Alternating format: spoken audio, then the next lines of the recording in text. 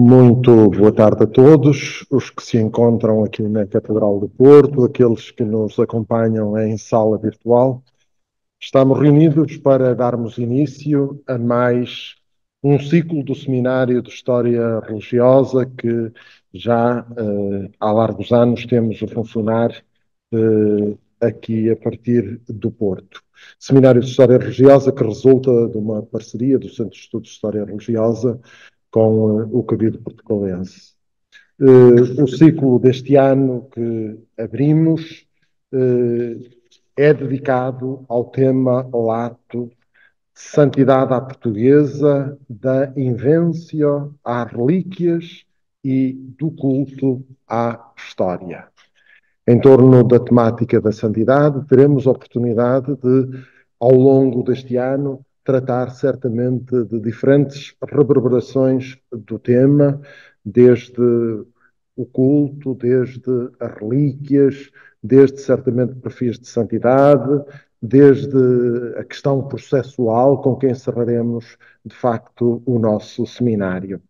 O seminário prolongar-se-á em sessões praticamente mensais, haverá uma outra vez que decorrerá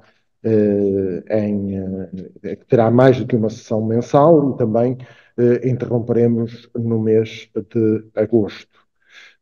Iniciamos, de facto, hoje com o tema epílogo da vida de Dom Afonso Henriques, a tentativa de beatificação, século XVIII. No próximo mês, dedicá-lo-emos ao tema A Vito de Braga e a Revelatio Sancti Stefani, e teremos connosco, nessa altura, o professor Isidro Lamelas. Depois, em abril, dedicaremos a sessão de Fernando António, cônego, frade e santo. Teremos connosco para abordar o tema Eleonora Lombardo. Em maio, como se constrói a memória de um santo na época moderna, o caso de Santo Turcato de Guimarães, para abordar o tema João Luís Durães.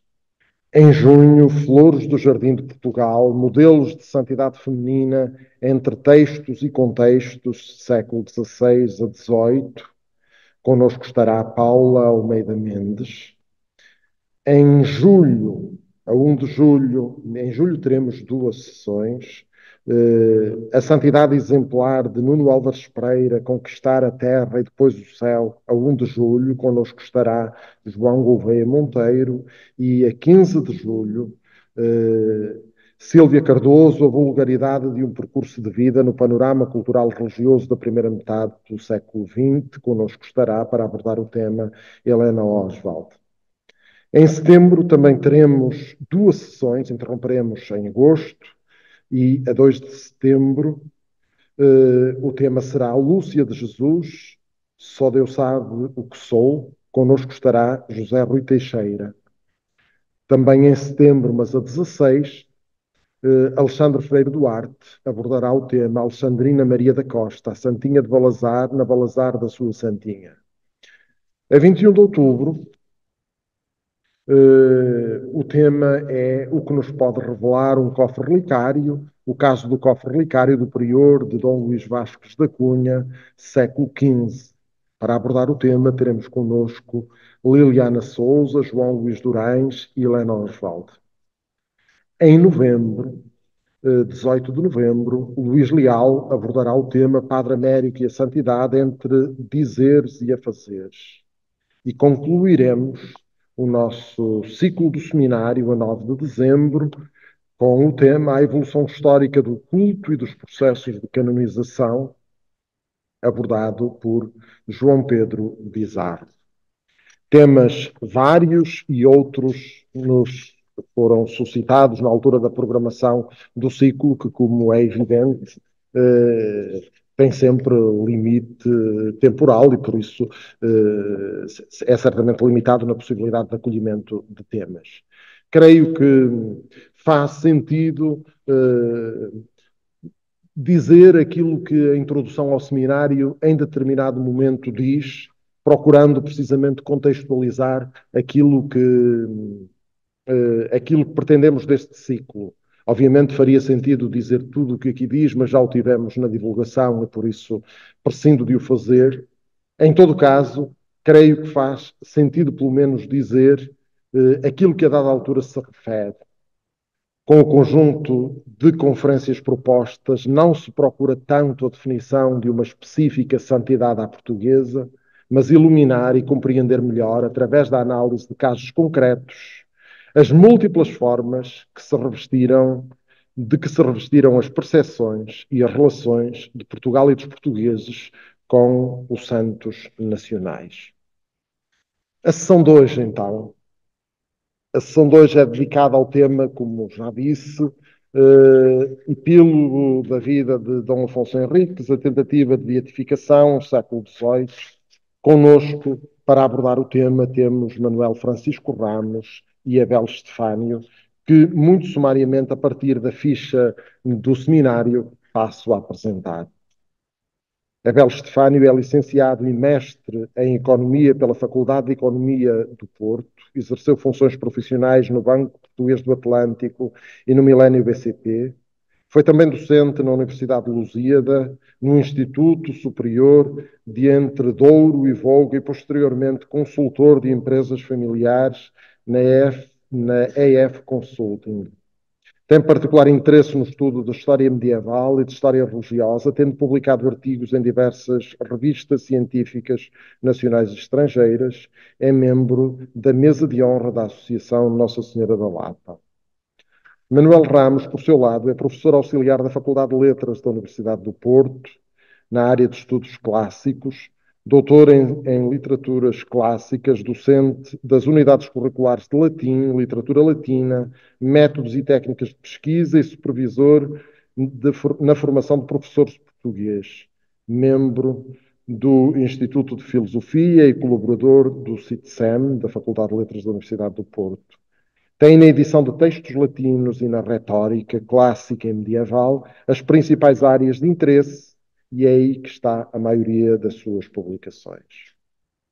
A ambos, em nome do Centro de Estudos de História Religiosa, resta-me agradecer o ter anuído ao convite para participarem e abrirem o nosso Seminário de História Religiosa 2024 e, de imediato, passo a palavra.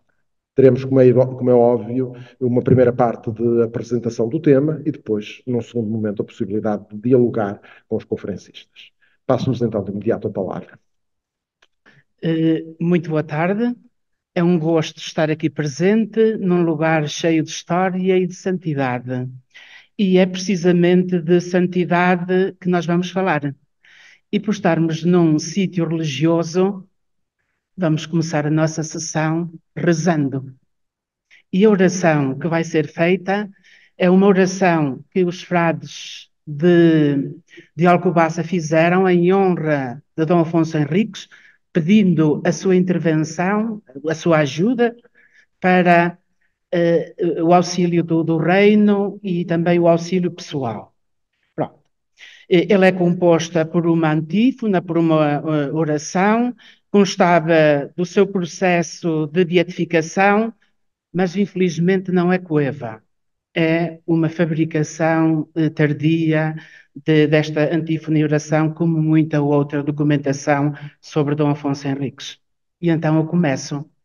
Ó invictíssimo Rei Afonso, paladino destemido do nosso reino, defensor santíssimo, tu que sendo acolhido logo desde criança na fé da Santa Virgem, Mãe de Deus, Nossa Senhora, por perdição e patrocínio de quem recebeste a cura das pernas, e que quando chegaste à idade adulta foste fortalecido nas armas da fé e no elmo da esperança e inflamado no zelo da caridade, tendo combatido com 20 reis dos mouros e com o imperador Miramolim, ainda que te tenhas batido com pouca gente, e viste na calada da noite o Cristo nosso Senhor pregado na cruz, e submeteste ao jugo da fé todo Portugal e sublimaste o nosso reino, intercede. Nós te suplicamos com as tuas preces por nós, junto de Deus, para que Ele queira que nós sejamos puros de mente e o nosso reino seja muito florescente e protege-nos de toda a calamidade. Ora por nós, teus súbditos, inventíssimo Rei, para que nos tornemos dignos das promessas de Cristo. Ó Deus generoso, benfeitor de todos os bens, junto de quem existe o supremo poder dos homens e reinos, tu que elevaste o beatíssimo Rei Afonso ao cetro de Portugal e que o ornaste, vivendo neste mundo de inúmeros benefícios, concede, nós te pedimos que, pelos seus méritos, este nosso reino, seus reis e príncipes, sempre se regozijem na tranquilidade e na paz desejada. E que nós, teus suplicantes, com o incremento de todas as virtudes, de tal forma persigamos o modo de vida do mesmo Rei Afonso, que também mereçamos ser feitos participantes da sua glória. Por nosso Senhor Jesus Cristo, teu Filho, que contigo vive e reina, Deus na unidade do Espírito Santo, por todos os séculos dos séculos. Amém.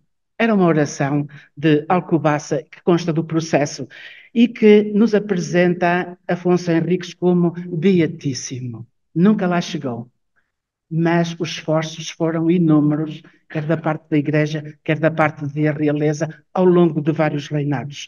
Chama a atenção para outra coisa, que prova como esta oração não é coeva, não é do século XII, é que, visto na calada da noite, o Cristo Nosso Senhor pregado na cruz. Isto denuncia uma oração tardia, como muita da documentação sobre Dom Afonso Henriques. Que eu saiba, a primeira referência ao aparecimento de Cristo em Eurique é de 1416 e consta no livro dos Heraldos. Mas a beatificação de Dom Afonso Henriques foi uma causa nacional. Entre os meados do século XVI e XVIII, sobretudo nos meados do século XVIII, foram feitas muitos tentámenes. Contemporaneamente, é um tópico caído no esquecimento mesmo dos mais reputados especialistas, biógrafos de Dom Afonso Henriques. Mas todas as tentativas saíram goradas, pelo que Dom Afonso nunca passou de venerável. Ele foi servo de Deus, servus Dei, com a iniciação do processo diocesano em Coimbra. Ele foi declarado venerável, venerabilis, no tempo de Dom João III, no processo de Dom João III, o chamado processo antigo. Mas não foi beatus. A palavra latina, que em português tanto designa beato como santo.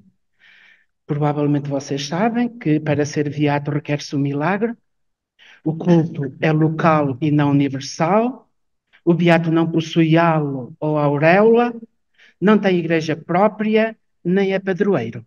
O santo, pelo contrário, requerem-se 2 milagres. O culto já não é local ou de um instituto religioso, mas é universal. Possui halo ou auréola, possui igreja própria e pode ser padroeiro. Houve várias tentativas de beatificação. Vamos fazer um pequenino périplo. A primeira tentativa foi antes de 1556, pertenceu aos cônegos regrantes de Santa Cruz, mas foi feito sem provanças de estilo, porque não foi dado conhecimento ao bispo local, o bispo de Coimbra, o bispo conde, é assim que ele é designado, e, portanto, esta primeira tentativa foi reprovada. Em 1556 e 57, tratou o prior de Santa Cruz de Coimbra com os cônegos de Santa Cruz de promover a beatificação, agora com provanças de estilo e com proteção real. É este o processo antigo, no tempo de Dom João III, 1557, e nele o rei foi declarado venerável, porque foram reconhecidas virtudes heroicas, mas não foi declarado beato, porque para isso os requisitos são outros. Em 1728, o padre jesuíta o padre José Pinto Pereira defendeu a Roma a sua tese de doutoramento, chamado Aparatos Históricos acerca da santidade de Dom Afonso Henriques. Então, esta tese foi dedicada a Dom Bento XIII e também dedicada a Dom João V, deu ânimo à retoma do processo de beatificação e animou as gentes lusas. Só que ele comportou-se muito mal. Os critérios históricos e heurísticos eram outros, era outro tempo, não havia o rigor de hoje. Hoje poderemos considerar um livro histórico ou anistórico, porque baseia-se em lendas, baseia-se em mitos, no diz que se disse. No entanto, a tese foi aprovada com distinção, mas esses eram os critérios heurísticos e os critérios, a crítica histórica do tempo. Em 1748, a coroa apresentou à Santa Sé o processo canónico de beatificação de Dom Afonso Henriques, que não teve sucesso.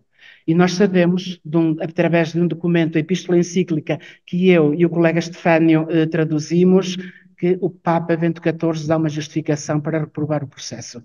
Estava mal documentado e com uma pequenina lista de documentos. E nem sequer eram coevos, era documentação tardia. Em 1749, o processo é retomado e agora é posto grande empenho por parte do rei e da Igreja.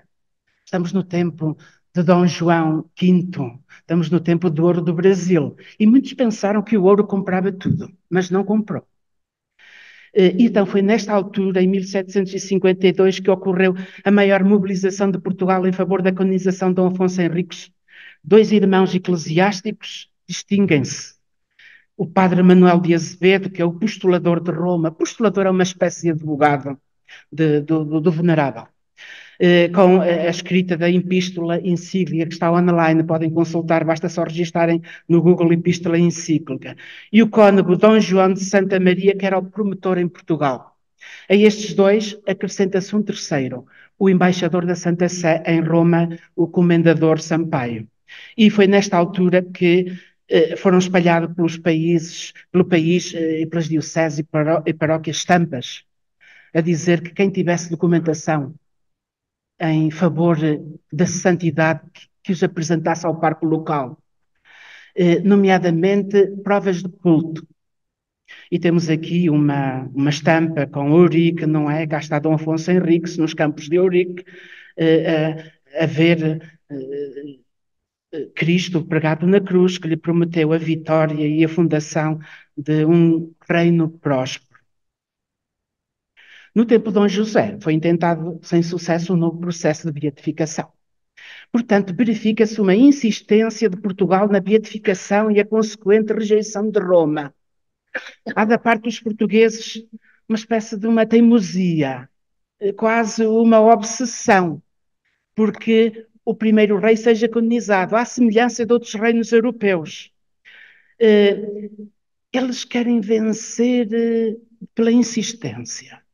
Quando às vezes há um aluno muito mau, vai, reprova sempre e o professor dá-lhe um 10 para se ver livre deles. Só que não aconteceu com o Papa Bento XIV e com a Sé Apostólica. Razão? As imperfeições da instrução do processo, a dificuldade em provar a beatitude do rei, dificuldade em provar o culto imemorial, este é um aspecto importante que nós vamos dar relevo. A falta de documentos coevos, sobretudo de provas testemunhais. Prova-se o talento político-militar de Dom Afonso. Aí não temos dúvidas. Ele foi um grande general. Foi o fundador de um próspero reino. Mas não se prova o modelo de virtudes. Por vezes escondem-se até os pecadilhos do rei. Ele tinha 4 filhos ilegítimos. E não era tudo. Vamos já falar sobre isso. São processos baseados em lendas, em documentação muito posterior, e não falta a documentação falsa. Vamos agora fazer rapidamente uma reconstituição do processo canónico. É possível reconstituir hoje o processo canónico. O processo canónico está perdido, mas é possível, através de borrões e de minutas, reconstituí-lo. O grande processo dos meados do século XVIII, através de documentação impressa e de arquivo. O primeiro está publicado e é nosso. É uma edição com tradução e comentário da Epístola Encíclica aos Portugueses, 1749. Dá uma súmula até esse tempo e até posterior sobre o processo de beatificação. Temos a tese de doutoramento que já falamos do teólogo vimaranense José Pinto Pereira, 1728, que animou os portugueses a retomar o processo. mas que já vimos que é uma tese e um livro histórico ou inestórico. Temos depois um manuscrito famoso que eu e o colega Estefânio vamos publicar, pelo menos parte, que é a Fama Póstuma do Gloriosíssimo Senhor Rei Dom Afonso Henriques, que é o borrão de um livro que herdeu no terremoto de 1755, de Dom João de Santa Maria, que era o promotor da causa portuguesa, em nome do rei, e que conteria o processo mais completo. Ele encontra-se na Biblioteca Nacional de Portugal. Também temos um manuscrito que é uma minuta instructio pro rita et legitime, construindo o processo ordinário super fama sanctitatis, encontra-se na Torre do Tombo, é composto de 15 sessões de interrogatórios, de testemunhas, de pessoas que afirmam que Dom Afonso é benemérito e contém 145 quesitos sobre a santidade. Depois temos uma compilação de textos manuscritos sobre o processo de beatificação de Dom Afonso Henriques disponível no Arquivo Municipal Alfredo Pimenta. Nesse manuscrito estamos interessados num extenso texto escrito em italiano, para os cardeais lerem com mais facilidade em Roma, com informação detalhada de autores, obras e passagens que referem a santidade de Dom Afonso Henriques. São testemunhos de textos literários históricos sobre a santidade de Dom Afonso. Temos também um manuscrito pouco importante que existe na Universidade de Coimbra e noutros arquivos do Reino, mas há uma curiosidade. Eu tenho curiosidade no Officium Proprium, Beati Alfonsi Primi Lusitaniae Regis, em 17 fólios. Tem o ofício litúrgico e, se calhar, era também bom publicá-lo. Veja-se a seguir 2 fólios, um da Fama Póstuma e outro da Instructia pro Rita, que não são difíceis de decifrar, não são difíceis de fazer uma edição.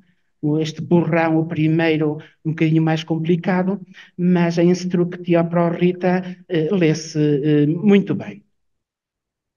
A questão importante, quase nunca debatida, do caso ex-captus, o caso excepcional, a beatificação incopulenta. Eu decidi trazer para aqui este elemento porque eu acho importante na beatificação, nas tentativas de beatificação de Dom Afonso Henriques.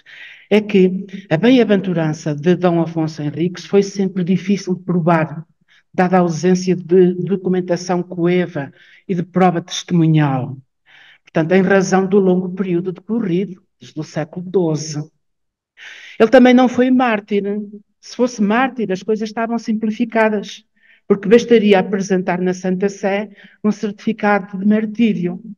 Mas na ausência de prova coeva, Bento XIV e o Frei Eustáquio, que são peritos em beatificação e posterior canonização, aconselharam os portugueses, via Padre Manuel de Azevedo, que era seu secretário, publicou a sua obra, uma pessoa muito próxima, a que os portugueses seguissem a quinta via do caso ex-captus, do caso excepcional.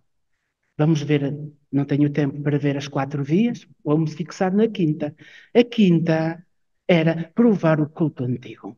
Ele foi muito claro. Se vocês quiserem Dom Afonso Henriques como beato e eventualmente evoluir para santo, evoluir para a canonização, a beatificação evoluir para a canonização, vocês têm que provar o culto antigo, o culto imemorial, como havia culto em Portugal. Não instruir o processo da forma como tem sido feito ao longo dos tempos, enumerando coisas difíceis de provar, como nasceu preso de pernas e a Virgem curou, isto é, foi um rei miraculado. Apareceu-lhe Cristo em Eurique, prometendo-lhe a vitória. Esqueçam Eurique, vocês não conseguem provar isso. A Virgem e os anjos lutaram por ele em batalhas contra os mouros. Esqueçam. Houve prodígios após a nossa morte. Apresentem-nos. Onde é que estão? Onde é que está a documentação? Fez milagres. Foi um rei taumaturgo. E as provas? a incorrupção do seu corpo. A incorrupção, diz Bento, não prova nada. Apareceu aos monges de Santa Cruz no coro em companhia do seu filho Dom Sancho I. Isso não prova nada. Esqueçam isso.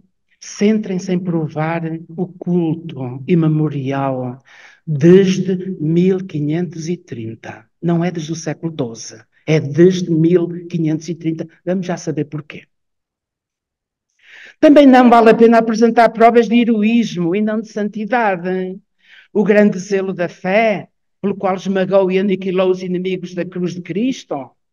Um combatente implacável do islamismo e defensor intransigente da fé cristã? Muito bem, mas isso prova o heroísmo, não prova a santidade. Foi um organizador do Estado? Muito bem, mas isso só prova o heroísmo dele, as competências político-militares e diplomáticas. A instituição de 2 ordens militares, a de Avis, a de Ala. A de Ala, toda a gente sabe que é uma falsificação. A de Avis, nem sabemos se foi ele que a fundou. Talvez tenha sido. Pelo menos foi seu apoiante e financiador. Fundou 150 ilustres instituições religiosas. Sei alguém que funde 150 instituições religiosas? Ele fundou muitas, mas se calhar 1/3 delas. Constituiu-se tributário de Claraval e da Igreja Romana, pagando o censo anual em ouro. Muito bem, mas isso não prova a santidade, prova o heroísmo. Tinha um enorme respeito pela hierarquia religiosa. Não era assim tanto. Não era assim tanto. Com o bispo de Tui, não teve nenhum respeito por ele. Em tempo de paz convivia com os monges e frequentava o coro. Mas isso não prova a santidade. Aqui radica a razão do insucesso dos processos. São deficientes provas de santidade, falta de prova documental e testemunhal, confundir provas de heroísmo com provas de santidade. Não se prova o culto imemorial e isso é que é preciso provar. Além disso, alguns processos escondem os pecadilhos do rei. A mancebia da mãe, Dona Teresa, com o conde Dom Fernando de Trava, ela que por sua vez já era filha legítima de Dom Afonso VI de Leão e de Castela. A contenda do filho com a mãe, que combateu em São Mamede, um facto histórico, e que se diz ter aprisionado, e que depois ela amaldiçoou. Assunto que, diz-se, António José Saraiva fazia parte de um poema épico, entretanto perdido. Um poema épico e jocoso, entretanto perdido. Os 4 filhos ilegítimos do rei, de várias mulheres. O conflito com a hierarquia religiosa, o autêntico conflito com o bispo de Tui. E outros faziam parte de assunto da épica. O episódio, toda a gente conhece, o episódio do Bispo Negro, ameaça ao cardeal, de morte do cardeal romano, enviado para doutrinar o rei. No entanto, prova-se o heroísmo do rei, mas essa é uma questão diferente. Que também era um combatente destemido dos mouros e defensor e propagador da fé cristã. E de facto era. Dom Afonso Henriques, traçando assim rapidamente o seu perfil, era uma pessoa ambiciosa, que tem um projeto de independência e luta por ele e, sobretudo, segura-o. De Dom Afonso VII e de Fernando II, de Castela e Leão. Ele soube rodear-se de bons conselheiros e de auxiliares, como Dom João Peculiar, arcebispo de Braga, Dom Teotónio, prior de Coimbra, e muita da nobreza de entre Douro e Minho, entre os quais se destaca a família dos Muniz. Era uma pessoa de virtudes guerreiras, de talento militar e de liderança, sem dúvida.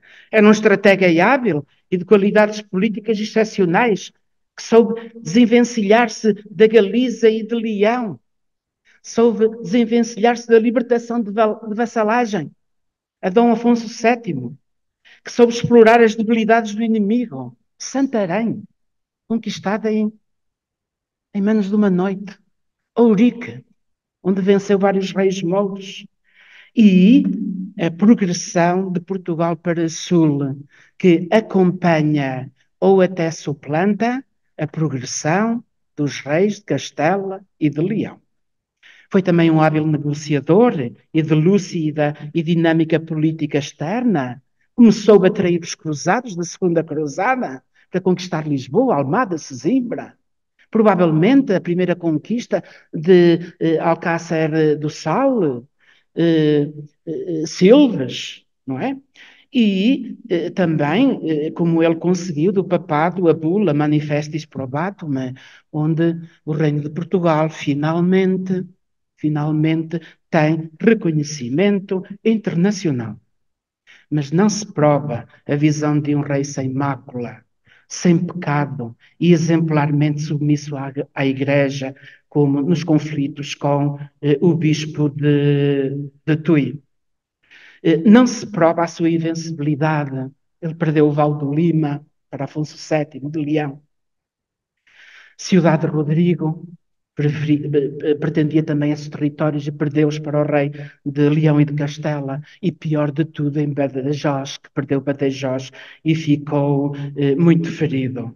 Também não se prova que tenha fundado 150 instituições, mas antes que tenha fundado alguns mosteiros, 4, e que são importantes. Santa Cruz, Alcobaça, Tarouca, São João de Tarouca, e em Lisboa temos, agora não me recordo, como? São Vicente de Fora, exatamente, obrigado. Reconstruiu algumas sés, como Lamedo, Viseu, Évora, julgo também Lisboa, apoiou os ermitas, sés, ordens religiosas, ordens monásticas, sem dúvida. E que tenha sido, também não se prova que tenha sido um rei miraculado, e muito menos um rei taumaturgo, tal como outros reis europeus do tempo. É importante provar o culto antigo e recente. Perante a fragilidade de tais provas, o Papa Bento XIV e Frei Eustáquio, peritos em beatificação e canonização, informam que os portugueses têm de seguir a via do culto antigo, pelos decretos de Urbano VIII, publicados em 1631, apresentando provas de culto de pelo menos 100 anos antes de 1631, até ao presente. Pode não ser até ao presente, mas até a umas décadas próximas. Portanto, é preciso apresentar culto 100 anos antes dos decretos de Urbano VIII, de 1631. Portanto, culto pelo menos desde 1530. Assim sendo, em meados do século XVIII, a instrução do processo de Dom Afonso ganha um novo rumo, sentando-se no culto ao servo de Deus, mas as fragilidades de prova continuam. Diz-se que o escudo do rei, sempre que morria um rei português, caía da parede, preso à parede caía. Não é?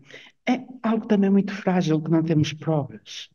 Disse que a espada era exposta à pública veneração dos fiéis, os quais a beijavam. Mas faltam provas mais convincentes. Escudo e espada foram metidos na conta de relíquias por Dom Sebastião. É verdade que os levou para Alcácer Quibir e provavelmente por lá ficaram. Diz que o sobrepeliz do rei foi tida na conta, na conta de relíquia e que era beijada pelas parturientes. Diz que os cônjuges regrantes de Santa Cruz, na dificuldade, acorriam frequentemente ao seu túmulo. Diz que o aniversário do falecimento do rei era comemorado em Alcobaça como dia de festa, com missa cantada. Por isso é que havia ofício ao qual há bocado fiz referência. Com paramentos de cor festiva, com toques dos sinos e com o enfeite do templo, o que parece referir-se a um culto público. Bento XIV tem em grande atenção este facto. Depois, os cistercienses de Alcobaça inscreveram o aniversário da morte do rei nos calendários litúrgicos. É verdade. No dia 5 e não no dia 6. Ele morreu no dia 6, mas eles inscreveram-no no dia 5. Anteciparam-no. A isso se dá o nome de commemoratia. Commemoratio. Porquê dia 5 e não dia 6? Porque no dia 6 era a importante festa de São Nicolau. E daí a antecipação do culto a Dom Afonso Henriques, ao venerável Afonso Henriques, no dia 5. Em Alcobaça, os monges compuseram-lhe uma comemoração de bem-aventurado com a antífona, verso, responso e oração. Foi aquela que eu li no início, quando comecei a minha intervenção. Como se a Igreja o contasse no número dos bem-aventurados. O Papa Bento XIV tem grande interesse nesta antífona e oração e pergunta se é antiga, ao qual é respondido que é antiga, mas não é antiga. Aquela referência a Eurique denuncia que é recente. Num vitral de uma capela de Alcobaça, Dom Afonso está entre outros santos, estendendo a mão a São Bernardo. Bento XIV tem muito interesse também neste vitral, porque uma das provas de santidade é que Dom Afonso surja no meio de santos, ou as suas relíquias sejam associadas a outros santos. E manda perguntar aos portugueses se é antigo. Provavelmente dizem que é antigo, mas não é. Sabemos hoje que é de 1484, é bastante posterior. Diz também que quando o seu primeiro túmulo em Santa Cruz foi aberto, no tempo de Dom Manuel reformulou muito o túmulo de Dom Afonso Henriques, que, como toda a gente sabe, está em Santa Cruz, em Coimbra, que foi panteão de Dom Afonso Henriques e do seu filho Dom Sancho I. O corpo foi achado incorrupto e flexível. Só que neste tempo, isso já não é uma prova de santidade. No tempo de um Papa prudente, iluminista e perito na canonização, que conhece todos os truques de que se tecem os processos. Diz-se, exatamente, diz-se que o seu corpo incorrupto era exposto até ao tempo do rei Dom Manuel à pública veneração no aniversário da sua morte, a 6 de dezembro. É provável, mas diz-se, nada e é seguro. Diz-se que Dom João III, neste tempo, ocorreu o apogeu do culto, em honra do venerável Afonso Henriques, pediu ao Sumo Pontífice a possibilidade de celebrar missas e dirigir altares ao Santo Rei. E, no processo, consta que havia missas, mas não há nenhum documento. Se houvesse, bastava ele para beatificar Dom Afonso Henriques. Mas o Papa da altura não autorizou a possibilidade de celebrar missas. Mesmo que em Alcobaça tenham celebrado, não era com autorização papal, porque não se conserva nenhum documento antes se conservasse, porque ele bastava para beatificar o venerável Dom Afonso. Disse que a imagem do Santo Rei se conserva nas casas particulares como se tratasse da efígie de um santo, mas carece de prova documental. Portanto, é aqui que se centra a instrução do novo processo. Mas a dificuldade de prova documental continua. Daí a falta de êxito. Em conclusão, para a falta de êxito da beatificação, têm sido apontados, eu queria, nesta minha conclusão, apontar um aspecto importante que é porque é que as várias tentativas não foram coroadas de êxito. Há quem aponte o terremoto de 1755. O terremoto de 1755 é desculpa para muita coisa. Há também quem aponte o afastamento de Roma pelo Marquês de Pombal, do padre Manuel de Azevedo, que era o postulador da causa, uma espécie de advogado. Há também quem aponte o corte de relações entre a Santa Sé e o Estado português no tempo de Dom João V, durante alguns anos. Há quem aponte a má condução da instrução do processo diocesano em Portugal. E até a possível oposição ao processo de beatificação de cardeais espanhóis na Cúria Romana poderá ser certo, mas eu não acredito muito nisso. Para mim, que me dediquei com algum empenho, juntamente com o colega Estefânio, a esta temática, eu acho que as causas principais do insucesso foram outras. É a dificuldade dos postuladores em provarem com documentação fidedigna e suficiente os excepcionais méritos do venerável como modelo de virtude. Pelo contrário, provam-se as excepcionais qualidades político-militares e diplomáticas, mas é preciso provar a santidade. E também a dificuldade da prova da existência de culto a Dom Afonso nos últimos 220 anos, ou seja, depois de 1530. Poderia existir, mas era incipiente. Hoje também há. Se nós formos a- se formos a Guimarães, junto à estátua, por vezes, junto à estátua, junto ao castelo Dom Afonso Henriques, ainda lá vemos umas velinhas acesas. Até porque agentes de Guimarães pretendem retomar o processo, não é? Mas isso é incipiente. Além disso, alguns processos escondiam as fraquezas do rei e os pecadilhos do rei de que já falámos. Estávamos num tempo de um Papa Bento XIV iluminista e racionalista, ao contrário, bem ao contrário do clero português do tempo e até posterior. Veja-se a querela no tempo de Alexandre Herculano. Um Papa que, além de iluminista e racionalista, é perito em beatificação e canonização com obra publicada. Um Papa que procede com prudência e o mesmo faz a congregação dos ritos.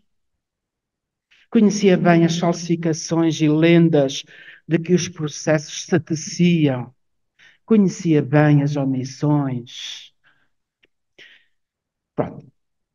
Para finalizar, para o tempo de discussão, agora vai falar o meu colega Estefânio, mas para o tempo de discussão eu gostaria de colocar as seguintes questões. A primeira, se vale a pena retomar hoje o processo de beatificação do servo de Deus e venerável Dom Afonso Henriques. E a segunda, que com ela se liga, se hoje, passados 275 anos, estamos ou não mais bem posicionados do que no século XVIII para conseguir a beatificação de Dom Afonso I. Tenho dito. Começo naturalmente por uma palavra de saudação a todos os presentes e aos que nos acompanham online. É para mim muito honroso o convite do professor Luís Carlos Amaral para participar nestas jornadas do Centro de Estudos de História Religiosa. Não posso, contudo, deixar de manifestar alguma audácia em vir falar do estado em que ficou o processo de beatificação do nosso primeiro rei, no espaço religioso mais nobre da minha cidade do Porto, perante uma Assembleia especializada e muito interessada no tema, para lhe dedicar este final de tarde de segunda-feira. Se aceitei o convite, foi porque estamos convictos que trazemos algumas novidades interessantes a acrescentar aos estudos que Pedro Vilas Boas Tavares e Armando Malheiro da Silva incluíram na reedição que a Câmara Municipal de Guimarães patrocinou em 2014 do livro, já citado aqui pelo professor Manuel Ramos, Aparato Histórico dos Argumentos de Santidade do Rei Afonso Henriques, publicado inicialmente em Roma, como se viu, no ano de 1728, pelo teólogo José Pinto Pereira. Esses estudos destes professores da Faculdade de Letras tratam detalhadamente os antecedentes históricos que conduziram à produção do livro, mas é omissa quanto ao desenvolvimento posterior do processo de canonização ou beatificação de Dom Afonso Henriques. É nesse sentido que me propus abordar um período muito intenso da atividade diplomática relacionada com a causa de santidade de Afonso Henriques, um período muito curto de 7 anos, entre 1747 e 1754, que consideramos pouco estudado, mas muito relevante para a historiografia portuguesa do século XVIII. Importa dizer que este tema surgiu lateralmente a um estudo que conduzia desde 2008 sobre a origem do Santuário da Lapa, que é situado em Sernancelho. Este santuário foi doado pelo rei Dom Sebastião aos jesuítas do Colégio de Coimbra. A sua presença na Lapa ficou assinalada por 3 monografias que nos deixaram e que, por estarem pouco acessíveis, decidimos reeditar. Uma delas, precisamente a menos conhecida, é uma obra latina com a história resumida do santuário, publicada em Roma em 1751 pelo padre jesuíta Manuel de Azevedo, de que já ouviram falar há pouco na intervenção do professor Manuel Ramos. Este é um dos autores portugueses mais mal estudados, seja porque partiu para Roma antes de completar 30 anos e não mais voltou, seja por ter publicado todas as suas obras em latim, ou seja, pela polémica do iluminismo em que se envolveu. Só muito recentemente a sua atividade foi em parte recuperada na tese de doutoramento que em 2008 defendeu o atual reitor do Santuário de Fátima, Carlos Cabecinhas, com o título A Ciência Litúrgica como Disciplina Universitária, Manuel de Azevedo e as primeiras cátedras da ciência litúrgica. Na lista extensa de obras que Manuel de Azevedo publicou, encontramos a Epístola Encíclica Ad Lusitanos, ou seja, uma carta encíclica dirigida aos portugueses, publicada em Roma em 1749. Trata-se de uma carta remetida aos portugueses, em que relata o estado em que se achava a causa de beatificação do nosso primeiro rei e pede que lhe remetam notícias que cada um tiver sobre a matéria.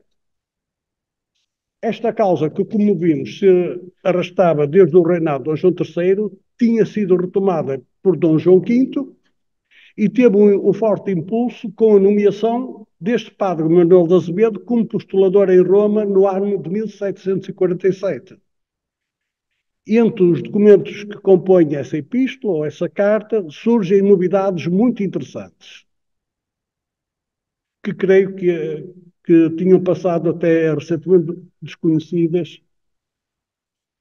Merece-nos especial, até porque o exemplar que encontramos, curiosamente, não foi em nenhuma biblioteca portuguesa, foi numa biblioteca italiana, quando o título era uma carta dirigida aos portugueses.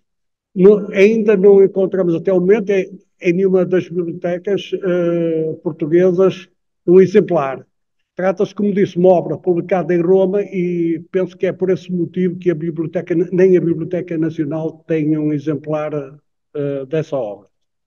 Juntamente com a colaboração do professor Manuel Ramos, colocámos num e-book online que está disponível para todos os interessados na Biblioteca Digital da Faculdade de Letras da Universidade do Porto. Merece-nos dessa epístola atenção especial uma missiva com pedido de investigação feita pelo Papa Bento XIV ao comendador Manuel Pereira de Sampaio, que era o encarregado de negócios de Dom João V e que esteve em Roma entre 1742 e 1750. Por essa missiva, que é datada de 21 de abril de 1747, ficamos a saber que é o próprio Papa Bento XIV que manifesta boa vontade relativamente à causa de beatificação de Afonso Henriques, a pontos de se oferecer para ser o relator dessa causa. Bento XIV, nascido Próspero Lambertini, foi Papa de 1740 até à sua morte em 1758. E é considerado um dos maiores eruditos a sentar-se no trono papal. A questão fulcral, que já foi dito aqui, para a boa execução do processo, assinalada por este Papa era provar o culto público do nosso primeiro rei ao longo dos tempos.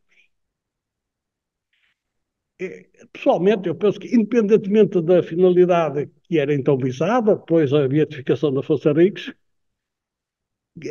creio que, na atualidade, estaríamos melhor preparados para fazer o estudo do culto público ou popular que tem existido ao longo dos séculos e que talvez tenha existido independentemente da própria propaganda régia. Tratar-se-ia de uma linha de investigação aliciante que deve não só tentar recuperar e interpretar tudo o que foi produzido em 800, mas que pode também beneficiar do estado da arte no que respeita a estudos relevantes. Identificamos como referência incontornável os estudos de Maria de Lourdes Rosa, que vem conduzindo já desde a década de 90 do século passado, sobre o comportamento do homem medieval a partir da sua vivência religiosa. Aliás, merece a pena determos num exemplo desse culto popular que o padre Manuel de Azevedo refere na sua carta, e que já foi focado também pelo professor Manuel Ramos, que é o da veneração da espada de Dom Afonso Henriques como relíquia daqueles que tinham por santo este rei. Sabemos que por volta de 1670, os cônegos de Santa Cruz trouxeram aqui para o outro lado do rio, em frente ao mosteiro da Serra do Pilar, em solene procissão de cruz alçada, a espada, em cuja igreja foi exposta a veneração dos fiéis. Temos testemunhos de que, passo a citar, acorreu inumerável povo para a venerar e, portanto, para beijar de devoção aquela venerável espada, com a qual aquele religiosíssimo rei não só aniquilara os inimigos da fé católica, mas também obtivera vitórias decisivas para a Igreja de Cristo. Esta informação consta de um auto passado aqui na Câmara Eclesiástica da Sé do Porto de 3 de novembro de 1718. E em um outro requerimento despachado aqui na mesma Câmara, de 29 do mesmo mês, de novembro do mesmo ano, se certifica que em festas e procissões na cidade haviam cartazes com Dom Afonso Henriques ajoelhado perante a figura de Cristo e panos em memória da Batalha de Ourique, expostos com a intenção de proclamar santo o nosso rei conquistador. Estes autos, com a informação que se encontravam no arquivo do Paço Episcopal do Porto, foram apresentados em um artigo de Carlos de Passos, publicado na revista Centenários em 1939. O autor, usando a informação contida nestes autos, sustentava que se a espada tinha sido venerada como relíquia, é porque se tratava da espada original. Damos por seguro, atualmente, que a espada original se perdeu em Alcácer Quibir, para onde tinha sido levada pelo rei Dom Sebastião, e foi substituída por outra, produzida nos finais do século XVI ou inícios do século seguinte e que faz parte do Museu Militar do Porto. Como é evidente, gostaria de apresentar aqui hoje as atas da veneração da espada e solicitei para o efeito ajuda ao Dr. João Paz aqui do arquivo diocesano. Mas infelizmente não foi possível ainda encontrar o paradeiro dessas atas que, nas palavras escritas por Carlos de Passos, existiam aqui no Paço em 1939. Mas tal não impede que não possamos ter uma conclusão diversa da tirada por Carlos do Paço. A permuta de uma relíquia original perdida por uma cópia não acarreta necessariamente a diminuição do culto. Voltando ao padre Manuel de Azevedo, este teve uma brilhante carreira eclesiástica e realizou uma prodigiosa atividade em Roma. Admitido no círculo restrito do Papa Bento XIV, entre 1747 e 1751, editou a obra completa deste Papa, produzida antes de ter sido eleito ainda Papa, em 12 tomos. A impressão desta obra teve o patrocínio da Casa Real Portuguesa. É muito interessante verificar que os primeiros 4 tomos tratam precisamente da beatificação dos servos de Deus e da canonização dos bem-aventurados. Esta obra latina continua a ser importante e está atualmente a ser traduzida para o italiano, pois é ainda hoje de particular interesse, não só para padres e postuladores, mas também para estudiosos de teologia e historiografia. O tomo 9 desta obra, datado de 1748, mas como iremos ver, só impresso provavelmente no ano seguinte, contém o texto da carta do Papa Bento XIV ao rei Dom João V, de 23 de dezembro de 1748, atribuindo-lhe o título honorífico de Fidelíssimo, seguido de um texto de uma alocação ao Papa Bento XIV em consistório de 21 de abril de 1749, por isso mesmo, sobre a atribuição do título. Por isso mesmo é que embora esse volume tenha a data de 1748, efetivamente só deve ter sido impresso no ano seguinte. Contém ainda um texto da pena de Manuel de Azevedo sobre a atribuição do título Fidelíssimo, que transcreve o juramento atribuído a Dom Afonso Henriques sobre a visão de Cristo no campo de Ourique.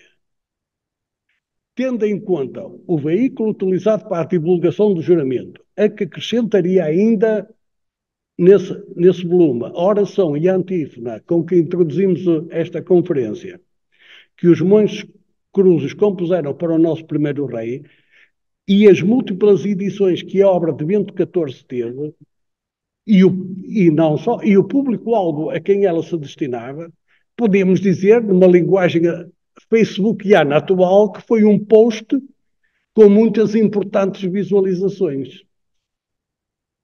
Temos bem presente, é evidente, a forma como Alexandre Herculano descartou o juramento de Ourique, com uma simples nota de rodapé na sua História de Portugal. Mas não podemos cair em anacronismos. Na verdade, Manuel de Azevedo racionalizou a questão do mesmo modo que nós o faríamos atualmente, citando os autores, as autoridades do seu tempo, tal como na atualidade seria incontornável conduzir uma investigação sobre Afonso Henriques sem citar o seu mais recente biógrafo, José Matoso. Ele, ao apresentar o juramento, certificou-a com as autoridades da sua época, portanto, de uma forma perfeitamente racional ao seu tempo. E temos de o analisar no seu tempo, não podemos fazer hoje um julgamento de um homem do século XVIII com os conhecimentos que temos hoje. Ele, em termos racionais, procedeu exatamente da forma como faríamos hoje quando queremos seguir uma investigação usando o que foi produzido até aqui pelas autoridades, pelos historiadores mais credenciados. Como se sabe, a memória mítica do primeiro rei tem ainda as suas raízes ainda em vida deste. É de um rei que defendeu a cruz de Cristo e foi, por isso, protegido por ela. Esta memória evoluiu ao longo dos séculos, com pormenores apócrifos que a tradição, sempre em processo de desenvolvimento, foi durante séculos acrescentando. Neste contexto, eu diria que é de assinalar a aparente coincidência temporal entre o aparecimento de um manuscrito do juramento de Afonso Henriques, publicado pela primeira vez em 1598, e a data crítica relativa à substituição da espada perdida por uma outra, como instrumentos de amplificação da memória mítica do reino. A inclusão do dito juramento de Afonso Henriques no tomo 9 da obra do Papa Bento XIV, que publicita a atribuição do título Fidelíssimo, seria resultado de uma ação política junto da Santa Sé, que necessitou de um grande empenho diplomático e de avultados recursos financeiros. O falecimento de Dom João V, a 31 de julho de 1750, não teria causado atraso significativo à causa romana relativa à santidade do rei fundador. O 10º volume da obra de Bento XIV, publicado em 1751 pelo padre Manuel de Azevedo, sairia agora com dedicatória ao rei Dom José.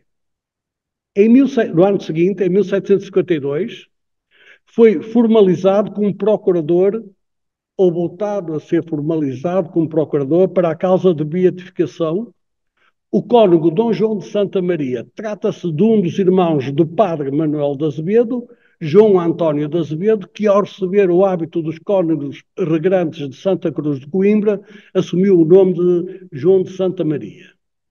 Por essa altura, 1752, ele escreveria a obra com o título Fama Póstuma do Gloriosíssimo Senhor Rei Dom Afonso Henriques, primeiro monarca do Império Lusitano, com a notícia do estado da sua canonização. O Fama Póstuma, nas palavras do seu autor, era conveniente para que houvesse plena e individual notícia do estado de beatificação do venerável rei, da probabilidade e esperança de se conseguir, e também a fervorizar os portugueses no desejo da dita beatificação e incitá-los a darem as memórias que cada um tivesse. Nos começos de 1754, o padre Manuel de Azevedo enviou uma carta ao cônego Dom João de Santa Maria, dando-lhe conta que tinha sido também ele reconduzido como conferente para as coisas e negócios da canonização de Santo Rei, o que, nas palavras dele, muito estimava, porque se adiantaria o processo, recomendando-lhe ao irmão que promovesse o processo, pois que, estando o Papa sumamente afeto a esta causa, que reputava como particularmente sua, era bom aproveitar a ocasião.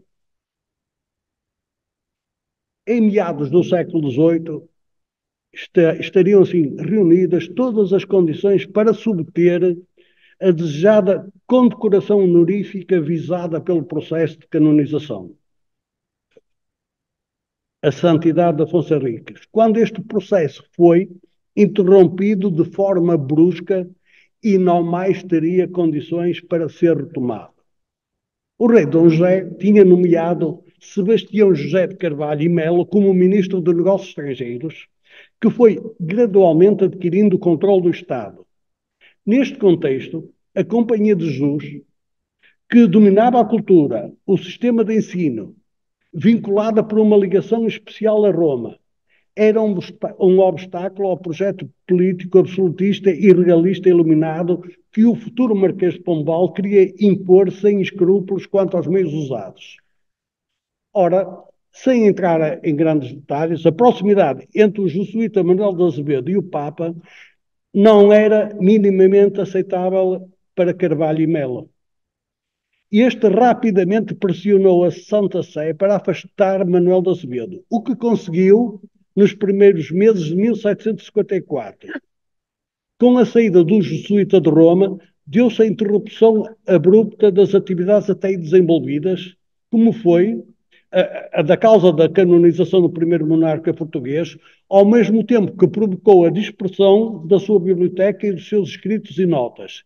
Entre eles, também estaria o processo de beatificação da serva de Deus Maria do Lado, fundadora do Mosteiro do Desagravo das Irmãs Clarissas do Louriçal. Este processo, de que Manuel de Azevedo era também postulador, só foi reaberto 260 anos depois, em 2014, por Dom Virgílio, bispo de Coimbra. Um ano após o afastamento de Manuel de Azevedo, ocorre o sismo em Lisboa, que ficou conhecido pelo terremoto de 1755, destruiu também muita documentação reunida para o efeito, incluindo o manuscrito final do Fama Póstuma, com todas as licenças e pronto a imprimir. Dele ficou apenas um borrão que se encontra guardado na Biblioteca Nacional a anteceder a obra, foi colocada uma folha com a seguinte nota. É uma caligrafia mais recente, penso que do século XIX, e que diz o seguinte: livro que compôs o padre Dom João de Santa Maria, com título de fama póstuma, e as licenças vão na coleção número 5.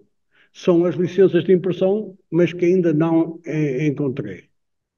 Queimou-se o livro que estava posto em limpo, e este é o único borrão que há, e que necessita de algum trabalho para se pôr em última perfeição, pela combinação dos índices que vão a folhas 32, de que já falaremos, e em outras partes, as autoridades que vão só apontadas, que também falaremos à frente. Esta nota manuscrita surgiu-nos como se tivesse vindo de uma cápsula do tempo, incitar-nos de uma forma pungente a reconstituir a versão final perdida. É um desafio grande este que temos em mãos. O borrão faz jus à forma como é designado, pois exigirá um aturado trabalho paleográfico para a transcrição do seu texto.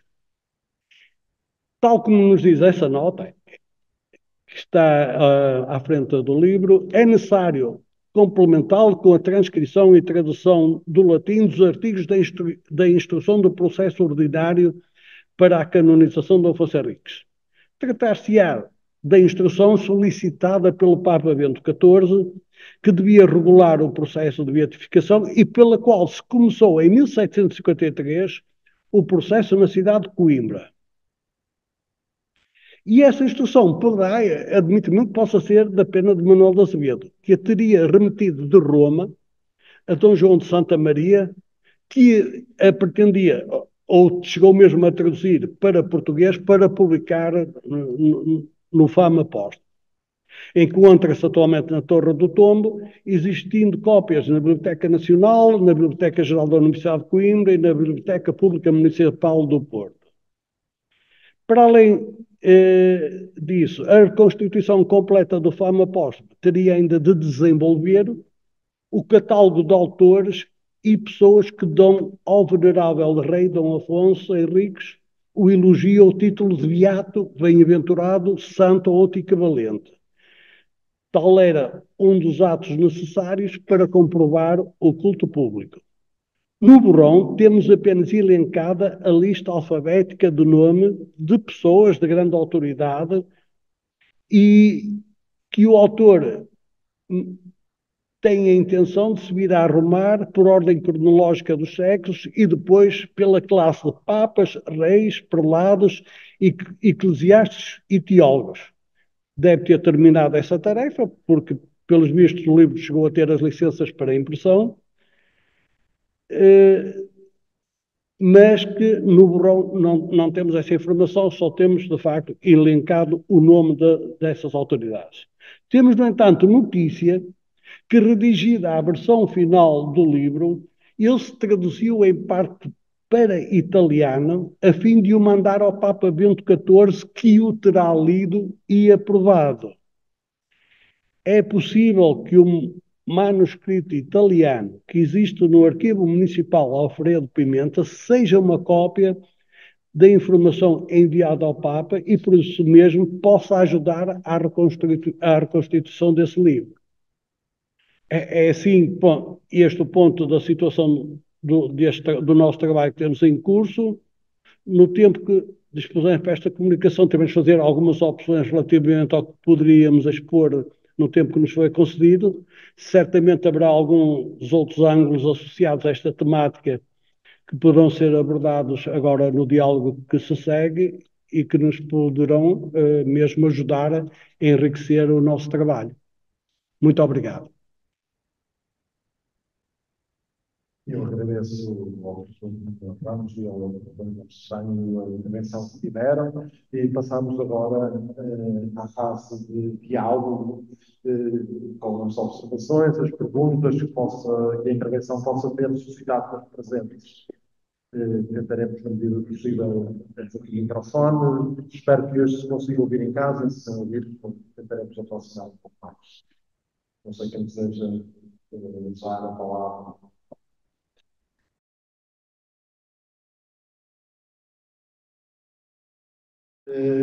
Então vamos concluir, porque estamos de facto em cima da nossa hora.